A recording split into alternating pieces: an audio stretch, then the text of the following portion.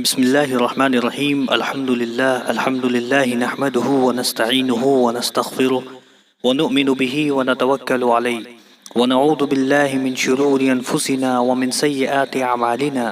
من يهده الله فلا مضل له ومن يضلله فلا هادي له، ونشهد أن سيدنا ومولانا محمدا عبده ورسوله.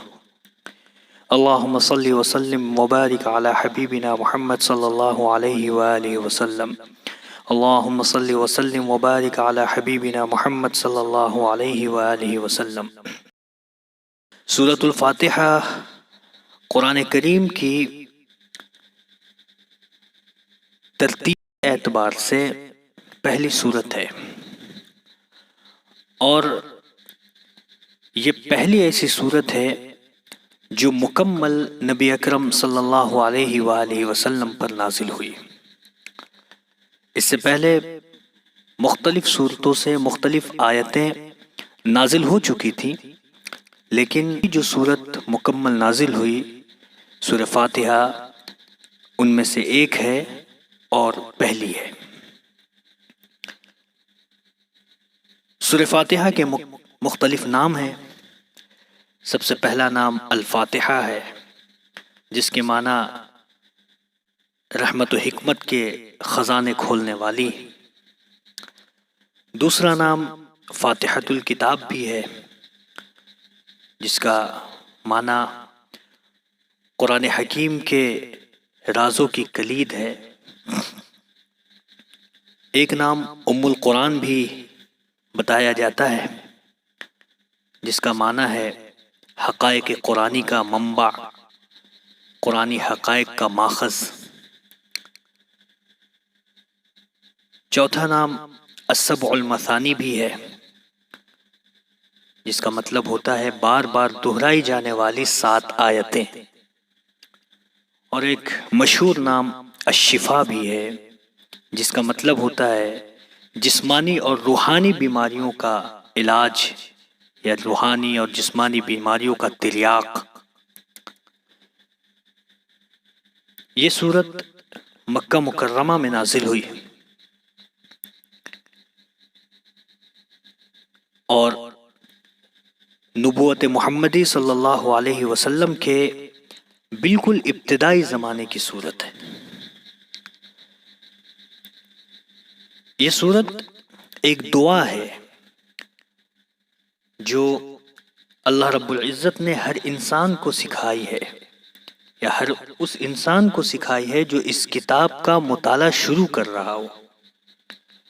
کتاب کی ابتدا میں اس کو رکھنے کا مطلب یہ بھی ہے کہ اگر تم واقعی اس کتاب سے فائدہ اٹھانا چاہتے ہو تو پہلے اللہ رب العزت سے یہ دعا کرو. انسان فطرتاً اس چیز کی دعا کرتا ہے جس کی طلب اور جس کی خواہش اس کے دل میں ہوتی ہے، اور اسی صورت میں کرتا ہے جبکہ اسے یہ احساس ہو کہ اس کی مطلوب چیز، اس کی مطلوبہ شے اس ہستی کے اختیار میں ہے جس سے وہ دعا کر رہا ہے. لہذا قرآن کی ابتدا میں اس دعا کی تعلیم دے کر گویا انسان کو یہ تلقین کی گئی کہ وہ اس کتاب کو راہ راست کی جستجو کے لیے پڑھے، طالب حق کی ذہنیت لے کر پڑھے، اور یہ جان لے کہ علم کا سرچشمہ اللہ رب العزت ہے. اسی سے رہنمائی کی درخواست کر کے پڑھنے کا آغاز کیا جائے. اس مضمون کو سمجھنے کے بعد یہ بات خود واضح ہو جاتی ہے کہ قرآن اور سورہ فاتحہ کے درمیان جو حقیقی تعلق ہے وہ کتاب اور اس کے مقدمے کا سا نہیں ہے، بلکہ دعا اور جواب دعا کا سا ہے. سورہ فاتحہ ایک دعا ہے بندے کی جانب سے، اور قرآن اس کا جواب ہے خدا کی جانب سے. بندہ دعا کرتا ہے کہ اے پروردگار میری رہنمائی فرما.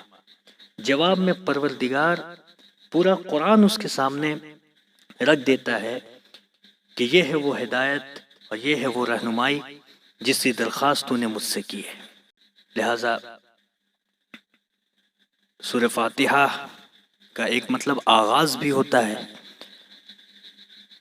اور کہا جاتا ہے کہ سورہ فاتحہ پورے قرآن کا نچوڑ ہے، یعنی جو چیز مانگنی ہے یا جس سے مانگنی ہے اور جیسے مانگنی ہے، ان ساری باتوں کا جواب ایک خلاصے کے طور پر سورہ فاتحہ میں بیان کر دیا گیا۔ اعوذ باللہ من الشیطان الرجیم، بسم اللہ الرحمن الرحیم، الحمد للہ رب العالمین، الرحمن الرحیم، مالک یوم الدین، ایاک نعبد و ایاک نستعین، اہدنا الصراط المستقیم، صراط الذین انعمت علیہم غیر المغضوب علیہم ولا الضالین، آمین۔ شروع اللہ کے نام سے جو بڑا مہربان اور نہایت رحم فرمانے والا ہے۔ تمام تعریفیں اس اللہ کے لیے ہیں جو تمام جہانوں کی پرورش کرنے والا ہے، نہایت مہربان اور رحم کرنے والا ہے، روز جزا کا مالک ہے۔ اے اللہ، ہم تیری ہی عبادت کرتے ہیں اور تجھ سے ہی مدد چاہتے ہیں۔ ہمیں سیدھا راستہ دکھا، راستہ ان لوگوں کا جن پر تو نے انعام فرمایا، ان لوگوں کا راستہ نہیں جن پر تو نے غضب کیا، اور نہ ان لوگوں کا جو گمراہ ہوئے۔ تو یہ سورہ فاتحہ کا ایک مختصر سا تعارف تھا جو عام طور سے انسان نماز کی ہر رکعت میں جس کی تلاوت کیا کرتا ہے، اس مضمون کو ذہن میں رکھ کر اس سورت کی تلاوت کرے۔ ہم خدا سے کیا مانگ رہے ہیں اور خدا نے اس کے جواب میں جو قرآن مکمل پیش کیا ہے وہ ہم سے کس چیز کا مطالبہ کر رہا ہے۔ اللہم صلی وسلم وبارک علی حبیبنا محمد صلی اللہ علیہ وآلہ وسلم۔ السلام علیکم ورحمۃ اللہ۔